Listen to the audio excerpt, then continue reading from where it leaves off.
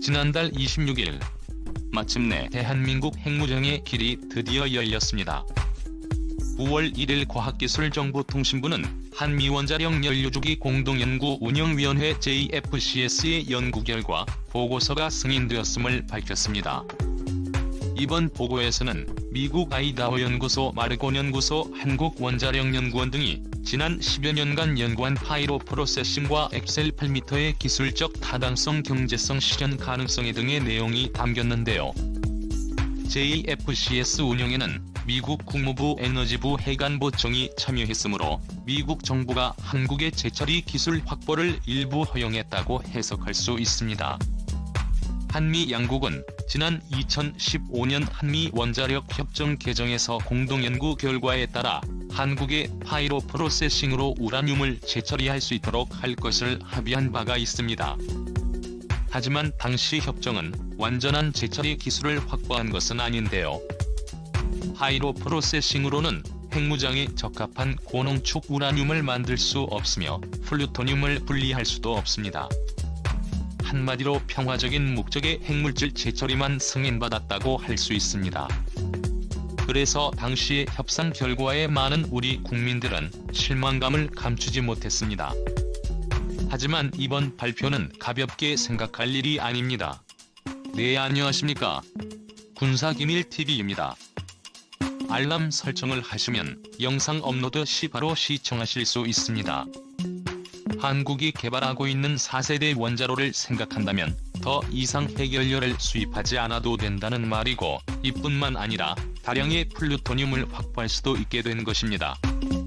이렇게 된다면 대한민국은 핵을 무기화하지 않았을 뿐 사실상의 핵무장 국가가 될 수 있습니다. 오늘은 한국이 핵무장 국가로 변모하면 얼마나 국방력이 강력해지는지에 대해 알아보겠습니다. 사실 이번 협정은 2015년 한미원자력 협정의 연장일 뿐입니다. 하지만 기존 협정을 연장한 것이 아닙니다. 이번 협정에 한미 양국은 한국의 원자력 기술 발전을 가로막고 있던 원자력 협정 개정에 합의했기 때문인데요. 2015년 당시에 우리 정부는 재처리를 할 수 없어 가까운 시일 안에 포화 상태에 접어들 폐연료봉 저장고 문제와 날로 고도화되는 북한의 핵무기 등 여러 문제를 들어 협정의 개정을 요구했습니다. 그 결과 20% 미만의 저농축이 허용되었고, 파이로 프로세싱 등 재처리 기술 연구를 막던 골드 스탠다드 규정을 철폐했습니다. 다만 파이로 프로세싱 기술을 통한 재처리 기술의 확보는 한미 공동연구 결과에 따라 승인한다는 단서 조항이 붙었습니다. 그러니까 바로 2021년 8월 31일까지는 미국의 승인 없이 한국이 단독으로 핵물질을 재처리할 수 없었다는 겁니다. 그러나 이제는 아닙니다. 공동조사 결과가 승인됐다는 것은 파이로 프로세싱을 이용한 핵물질 재처리가 승인됐다는 것과 마찬가지이기 때문입니다.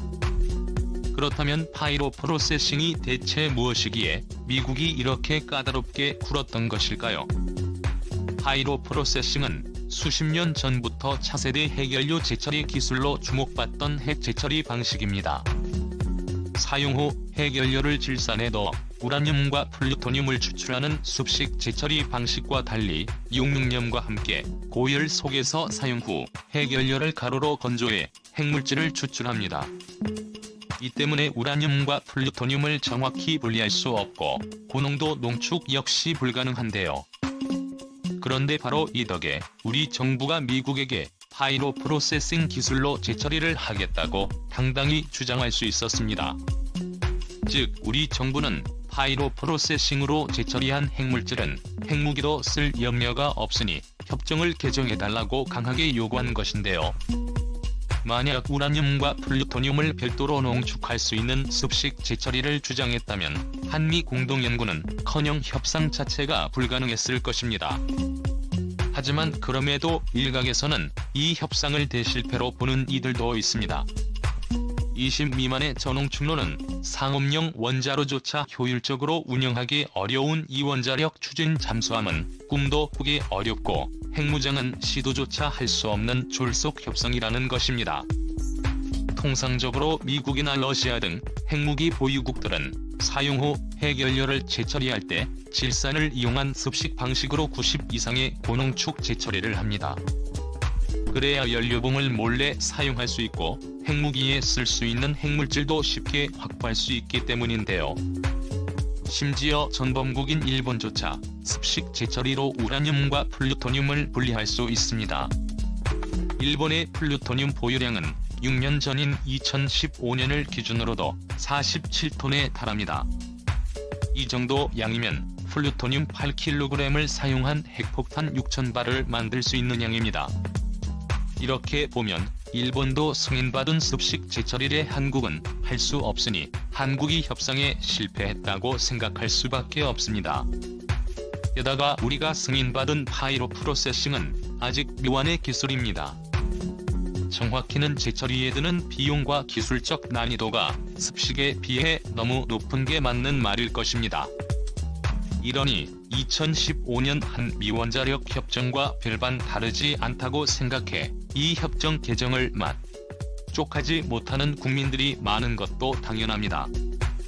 하지만 이는 우리 기술진의 실력을 너무 무시하는 처사인데요.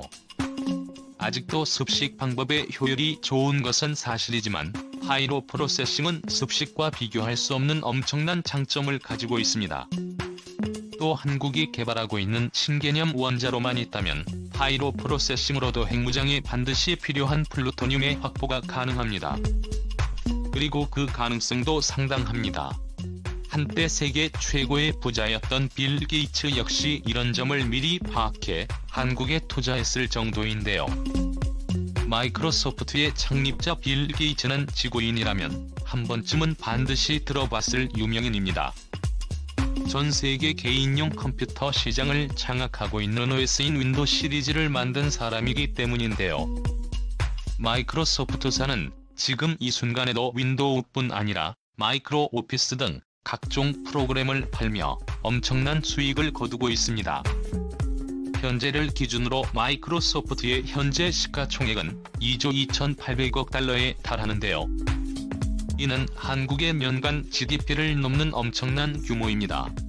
당연히 회사의 창립자인 빌 게이츠의 자산 역시 어마어마한데요. 추정 재산이 거의 200조에 가까운 엄청난 거 보입니다. 그런데 이 빌 게이츠가 한국의 원자로 기술에 눈독을 들이고 있다는 사실을 아는 분들은 그리 많지 않습니다. 빌 게이츠는 지난 2006년 테라파워사를 설립했습니다. 테라파워사는 보다 안전하고 효율이 높은 원자력 발전기를 개발하는 회사인데요. 빌 게이츠는 지구온난화와 세계적인 에너지난을 해소할 수 있는 에너지는 원자력뿐이라는 확신을 갖고 이 회사를 설립했습니다. 이 회사가 개발하는 미래의 원자로는 토륨을 사용한 고속증식로인데요. 토륨은 우라늄과 같은 방사성 원소이나 반감기가 짧고 방사성이 낮아 원자력 발전에 사용하면 핵 폐기물을 획기적으로 줄일 수 있습니다. 뿐만 아니라 안정성이 높아 원자로가 손상되더라도 후쿠시마 사태 같은 사고가 일어날 일이 없습니다. 그래서 빌 게이츠는 이 토륨 원자로를 만들기 위해 막대한 자금을 투자했습니다. 그러나 토륨 원자로를 만드는 것은 너무 어려운 일이었습니다. 고속증식로라는 구조부터가 문제였는데 고속증식로는 한때 꿈의 원자로라고 불렸던 원자로 설계로 투입한 연료가 스스로 증식한다고 해서 증식로라 불립니다. 일반적으로 원자력 발전에 쓰이는 방사능 물질은 우라늄입니다. 그 중에서도 우라늄-235라는 물질을 사용합니다. 이 우라늄-235가 들어있는 연료봉에 중성자를 발사해 핵분열을 일으키고 이때 발생한 연료 증기 터빈을 돌려 전기를 생산하는 것이 일반적인 원자력 발전 방법입니다. 그러나 의외로 핵연료봉에 들어있는 우라늄-235의 양은 많지 않습니다. 경수로를 기준으로 했을 때 고작 4% 정도에 불과합니다. 연료봉을 5년쯤 사용하면 이 중 대부분이 플루토늄 세슘 등으로 전환되는데 100kg의 연료봉 중 실제로 쓰이는 부분이 불과 수억에 불과한 것입니다. 하지만 고속증식로는 다릅니다. 고속 증식로는 플루토늄과 열화 우라늄이 결합된 WMOX 연료를 사용하는데, 이때 고속의 중성자를 쏘아 MOX 연료원에 있는 우라늄 238을 플루토늄으로 바꿀 수 있습니다. 그래서 원자로를 돌릴수록 원자로의 핵심 에너지원인 플루토늄이 오히려 늘어나는 기적이 일어나게 되는데요. 질량이야 계속 줄어들지만 쓸모없던 우라늄 238의 에너지원이자 핵무기 재료인 플루토늄으로 바꿀 수 있는 것입니다. 그래서 한때 세계 각국은 고속 증식로 개발에 열을 올렸습니다. 프랑스의 슈퍼피닉스, 일본의 몬주 등이 대표적인 사례인데요. 그러나 모두 실패했습니다. 고속의 중성자를 쉼없이 쏟아내야 하다 보니 핵반응을 조절하는 것이 너무 어려웠고, 이 때문에 잦은 사고가 일어나 사실상 운영이 불가능했기 때문입니다. 빌 게이츠 역시 핵같은 문제를 겪었습니다. 너무 까다로운 구조 때문에 여러 문제가 발생했는데요. 해법을 고민하던 그가 답을 찾은 곳이 바로 대한민국이었습니다. 빌 게이츠가 주목한 것은 한국의 파이로 프로세싱 기술이었습니다. 사실 아직도 증식로를 연구하는 나라는 많습니다. 오히려 기술이 발전하면서 고속 증식로를 이용한 차세대 원전이 만들어지고 있을 정도인데요. 러시아의 경우 무려 ZW의 전력을 낼 수 있는 N1200 증식로를 2025년까지 건설할 예정입니다. 한국 역시 고속 증식로를 연구했는데요. 소중 기반의 증식로인 칼리머 600을 설계했으며 5분의 1 크기의 실중 모델인 스텔라이를 지난 2010년 구축했습니다. 한국의 이런 기술력을 확보한 데는 어쩔 수 없는 한국의 원자력 협정 때문이었습니다. 기존 핵강국들의 경우 더 저렴하고 확실한 습식 재처리 방식을 포기할 이유가 없었고, 후진국들은 엄청난 기술이 필요한 건식 재처리를 감히 시도조차 할 수 없었기 때문인데요. 반면 한국은 핵무기를 개발할 수 없으면서 핵발전은 해야 하는 어려운 상황을 해결하기 위해 건식 재처리 기술인 파이로 프로세싱을 연구할 수밖에 없었던 것입니다. 그런데 이게 전화위복이 됐습니다. 파이로 프로세싱의 가장 큰 장점은 반감기가 길고 치명적인 초우라늄 TRU를 분리할 수 있고 원자로 안에서 재처리가 가능하다는 점인데요.